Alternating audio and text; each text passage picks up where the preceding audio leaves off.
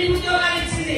నేను సవాల్ చేసి చెప్తున్నా, దాదాపుగా 400 నుంచి 500 వరకు గవర్నమెంట్ ఉద్యోగాలు వితిన్ 1 ఇయర్ లోపు ఈ జిల్లాలో ఇచ్చినాం.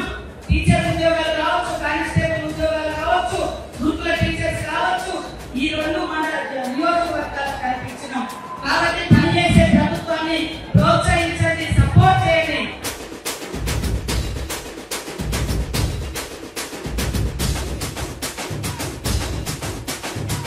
మరి ఘన విజయాన్ని తీసుకొచ్చి ఘనంగా మళ్ళీ మన ఎమ్మెల్సీగా చేసుకొని నరేందర్ రెడ్డి గారికి ఘన సన్మానం కూడా ఇదే ఫంక్షన్ హాల్లో పెట్టుకునే విధంగా కృషి చేయాలని కోరుకుంటున్నాను.